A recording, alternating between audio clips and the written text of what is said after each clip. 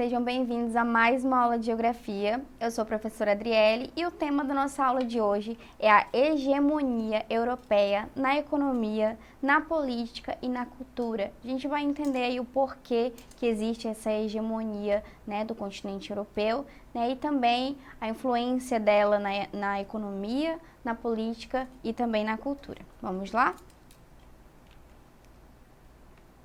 Temos aí, o mapa do nosso continente europeu, A Europa, ela é dividida aí em Europa Ocidental, Europa Setentrional, Europa Centro-Oriental e Europa Mediterrânea. Observe bem no mapa, o continente europeu, ele é bem fragmentado, em torno aí de 50 países, tá? Sendo o maior deles, a Rússia, como vocês podem estar observando aí no mapa, A Rússia está pintadinha ali de lilás. Vamos compreender aí o que seria hegemonia, Qual que seria a definição de hegemonia? Supremacia, influência preponderante exercida por cidade, povo, país e etc. sobre outros países, outros povos, outras cidades. Autoridade soberana, liderança, predominância ou superioridade. Em história política, hegemonia é a supremacia de um povo sobre outros povos, ou seja, através da introdução da sua cultura ou por meios militares, Então a gente já vê aí que essa hegemonia, ela tem uma aí de autoridade, de superioridade. Então quando a gente fala de hegemonia europeia, seria essa visão aí eurocêntrica, que coloca a Europa como sendo o centro do mundo e superior às outras nações. O que é essa hegemonia europeia na economia, na política e na cultura, Que é o tema aí da nossa aula de hoje.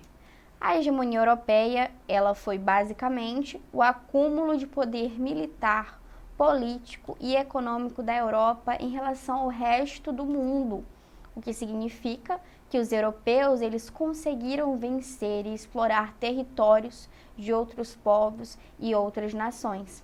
Também chamada de Velho Mundo, a Europa, ela é considerada o berço da cultura ocidental e possui um território bastante fragmentado, como a gente já viu, dividido aí em 50 países. A influência da Europa, a influência europeia. O maior exemplo aí dessa influência começou aí desde aí as grandes navegações, a colonização do Novo Mundo. Não sei se vocês já pesquisaram sobre isso, mas quando a gente fala da visão europeia, a gente tem uma visão que divide aí o mundo em Velho Mundo, que seria aí a Europa, o continente europeu, em Novo Mundo, que seriam aí as Américas, América Central, América do Norte, América do Sul, e também temos o Novíssimo Mundo, que foi a colonização ali da Oceania. Então, essa visão, essas denominações, elas são uma visão da Europa, uma visão dos europeus, se tratando aí, de como eles colonizaram, o mundo. Então, a colonização aí, do Novo Mundo, bem como o neocolonialismo e o imperialismo europeu no mundo. Essa hegemonia europeia foi uma realidade na América e na África, a exemplo do Brasil, cujas terras foram ocupadas e colonizadas pelos portugueses que impuseram sua cultura sobre os indígenas, Então, essa hegemonia, essa influência europeia, desde lá a época da colonização, ela não foi simplesmente assim influenciada, Eles chegaram e impuseram, que sua cultura, que seus modos de vida fossem superiores aos dos povos, que aqui já habitavam, que eram os indígenas. Então, eles influenciaram, mas seria uma influência aí de forma forçada, Impuseram isso sobre os indígenas.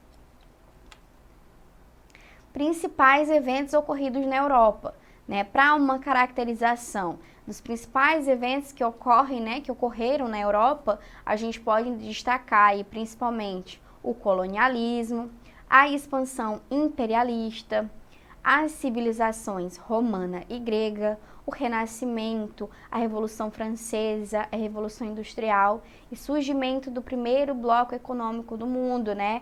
Digamos aí o mais importante, que seria aí a União Europeia. A partir dos exemplos citados, fica claro perceber que a Europa foi e continua sendo o palco das grandes realizações humanas. Temos aí, né, a hegemonia europeia na economia. Iniciou no século XVI e XVII, como a gente já viu, né, que veio aí das grandes navegações, né, das primeiras colonizações. Os europeus eles estavam buscando expandir o seu território, né, que foi possibilitado graças aí, né, às grandes navegações. E eles tinham o quê? A necessidade de extrair riquezas em outros continentes para poder suprir as necessidades, né, do mercado que estava em ascensão, estava em constante expansão e crescimento. Hegemonia europeia na cultura. Por terem desenvolvido os aspectos políticos e culturais em âmbito interno, conseguiram implantar sobre os outros povos domínio, pois eles detinham conhecimento em ciências, estratégias militares e tecnologias. Justamente nesse momento da história que se criaram as expressões civilizado e selvagem. Essas denominações tinham como finalidade principal diferenciar a cultura greco-romana, chamadas também de civilizações clássicas ou de civilizações europeizadas. No entanto, essa distinção entre dois grupos atualmente pode ser identificada. Basta observar o grupo de países mais ricos do mundo, salvo aí, né, os Estados Unidos e o Japão, que são todos europeus. Na concepção europeia, o restante do mundo se limita a um canteiro de exploração econômica, ambiental e social, mão de obra e mercado consumidor. Ou seja, essa hegemonia europeia, tanto econômica quanto cultural, ela se deu, né, graças aí a esse período, né, do século XVI e XVII, quando teve aí as grandes navegações, os períodos aí de colonização, de exploração dos territórios. Graças a esse período, a Europa é um país, né, que tem uma economia aí, um país super desenvolvido, né, é um país que é rico culturalmente e financeiramente, né, os países mais ricos do mundo, eles pertencem ao continente europeu, tá? Isso se dá através da exploração, né, tanto aí econômica quanto ambiental, social, a mão de obra, como a gente viu, exploração indígena, exploração dos africanos, tá? E também aí do mercado consumidor. As grandes metrópoles ocidentais europeias apresentam obras com grandes quantidades de ouro e prata, adquiridas à custa do trabalho de escravos e nativos provenientes da exploração das colônias. Hoje existe uma grande fortuna em pedras preciosas guardadas em instituições financeiras europeias. Qual a influência aí da Europa, né? Qual seria a influência europeia na cultura brasileira, trazendo aí, né, para o nosso país, para o Brasil? Os europeus são os povos responsáveis pela nossa colonização, né, pela colonização brasileira, trouxeram consigo inúmeras influências para aqueles que estavam por aqui. A partir daí, passaram a ser adotados aspectos diferenciados em relação aos costumes, à estética, fazendo com que sofressem mudanças drásticas em suas vidas, criando uma mistura que pode ser notada até os dias atuais. Primeiro aí, né, como influência, a gente já pode destacar o idioma, né? A gente tem o quê? O idioma português, né, que foi deixado pelos portugueses no Brasil. Esse é o nosso idioma, a língua portuguesa, que não é somente a nossa língua oficial, mas é de diversos outros países que passaram pelo mesmo processo de colonização. Credo de grande parte da população brasileira, a religião também, a religião católica, ela também é derivada da influência portuguesa. Temos aí o catolicismo, né, que é a religião profundamente inserida nas raízes de Portugal, deixou em nosso país a tradição de seu calendário religioso, com suas procissões, festejos e celebrações, como vocês podem estar observando aí na imagem ao lado. As mais importantes festas brasileiras que ficam inseridas no contexto das festas juninas, do carnaval, das celebrações religiosas, elas foram trazidas pelos povos portugueses, mas não somente elas, né? Há outras festas folclóricas regionais, como o Bumba Meu Boi, as cavalhadas, o fandango e entre outras que sofreram grande influência da colonização de Portugal. Temos a influência, né, dos portugueses e dos europeus, na verdade, né, no aspecto aí da arquitetura. Os aspectos principais que a gente pode destacar são as presenças aí de beirais e de sobrados, né, na arquitetura, né, que podem ser avistados com facilidade até os dias atuais, sem que seja possível destacar esta ou aquela cidade que possuam este tipo de arquitetura. Já, né, que diversos bairros, estados, cidades apresentam grandes quantidades dessas estruturas, mostrando-se uma influência bastante presente. Como exemplo bastante conhecido, a gente pode citar o quê?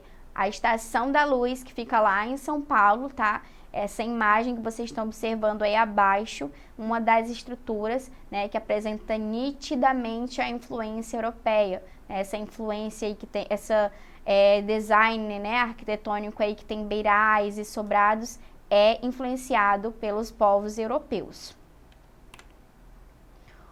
Outra influência que a gente tem aí dos europeus, né, no nosso país, se falando de alimentação, a culinária, né, fica menos fácil de se dizer que foram suas influências maiores, já que os costumes fizeram com que os pratos daqui e de lá fossem adaptados ao paladar. Tanto nós, né, lá no período colonial, né, com os indígenas, influenciamos a cultura deles, quanto eles também trouxeram traços de suas culturas aí para dentro do nosso território, né? Fizeram com que os pratos daqui e de lá fossem adaptados ao paladar de um e de outro.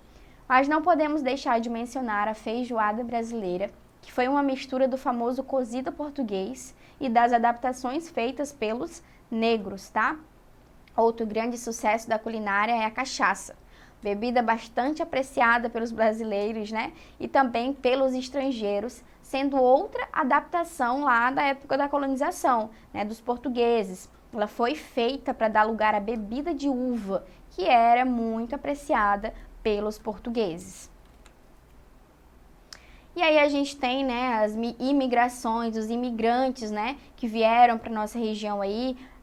Se tratando ali da região sul, é muito difícil a gente olhar ali para os sulistas e a gente não ver, não perceber a influência, né, dos imigrantes, tanto dos alemães quanto dos italianos, né? Se você for observar as pessoas do sul, elas têm características aí que são semelhantes, né, dos povos aí alemães, dos italianos.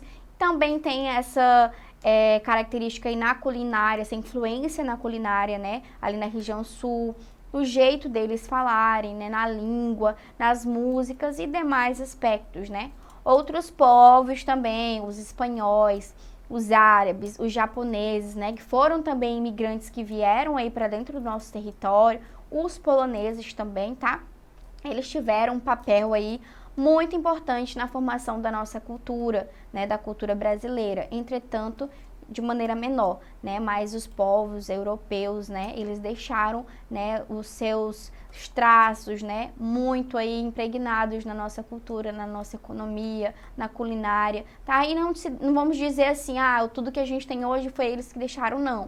O que temos hoje é o resultado da mistura dos povos indígenas, dos povos africanos, né, dos europeus, né, esses traços aí que a gente tem, os traços culturais, são uma mistura, né, de povos.